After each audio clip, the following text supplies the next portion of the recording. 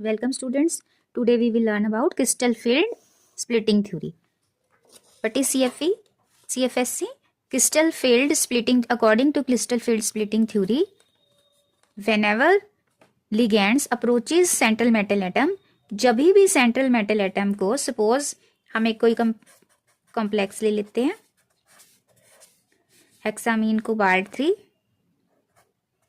अगर हम ये कंपाउंड ले लेते हैं, कोई भी एक जनरल एग्जांपल, आप देखेंगे कि सेंट्रल मेटल एटम पे जब भी लिगैंड अप्रोच करते हैं तो उसकी डी ऑर्बिटल्स जो कि डी जनरेट हैं, उनकी डी जनरेसी क्या हो जाती है, ब्रेक हो जाती है। ये हमारी 5 डी ऑर्बिटल्स हैं जो मेटल के अंदर प्रेजेंट हैं, राइट। यहाँ पे हमारी डी ऑर्बिटल्स हैं जो कि क्या है, डी जनरेट, जो कि क्या है, डी जनरेट है। जब लिगैंड अप्रोच करते हैं तो इनकी डीजनरेसी क्या हो जाती है, ब्रेक हो जाती है। ये नॉन डीजनरेट बन जाते हैं, एक हायर एक्साइटेड स्टेट में पहुंच जाते हैं, एक्साइटेड हो जाते हैं और उसके बाद स्प्लिट हो जाते हैं T2G और EG में। कैसे होता है, इन ऑक्टाहेड्रल स्टेट में।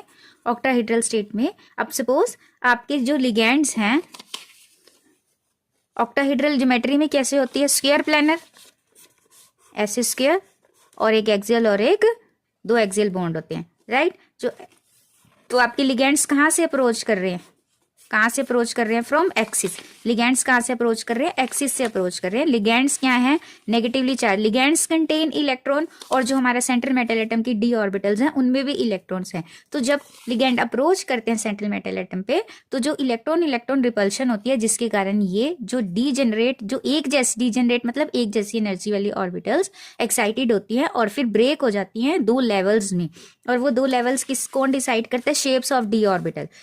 आप जो ऑर्बिटल्स की shape with in the axis लाई करती है, ये वाली, क्योंकि ligand along the axis approach कर रहे हैं और ये विद इन द एक्सिस है इलेक्ट्रॉन की डेंसिटी, तो इन पे कम इफेक्ट पड़ता है। और जो एक्सिस पे ही है और एक्सिस से ही लिगैंड अप्रोच कर रहा है, लोब यहाँ और यहाँ, तो रिपल्शन ज्यादा होने के कारण इनकी एनर्जी बढ़ जाती है और बाकी तीनों ऑर्बिटल्स की एनर्जी घट जाती है। इसलिए वो किस में बढ़ जाते हैं, T2G और EG लेवल में।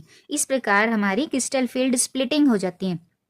क्रिस्टल फील्ड थ्योरी के अकॉर्डिंग हमारी क्रिस्टल फील्ड स्प्लिटिंग हो जाती है। क्रिस्टल में स्प्लिटिंग होती है हमारे ऑक्टाहेड्रल ज्योमेट्री में। जब लिगैंड्स मेटल को अप्रोच करते हैं तो इलेक्ट्रॉनिक रिपल्शन होती है मेटल्स के डी ऑर्बिटल के इलेक्ट्रॉन और लिगैंड के इलेक्ट्रॉन के कारण जो रिपल्शन होती है उससे ये 2 लेवल्स में बढ़ जाते हैं। एक T2G सेम सिमेट्री वाले, क्योंकि वहां पे जो ऑर्बिटल इलेक्ट्रॉन डेंसिटी है वो इन बिटवीन एक्सिस है, तो वो लोअर एनर्जी पे आ जाते हैं, और जो अलोंग द एक्सिस होंगे वो हायर एनर्जी पे चले जाते हैं। क्लियर है स्टूडेंट?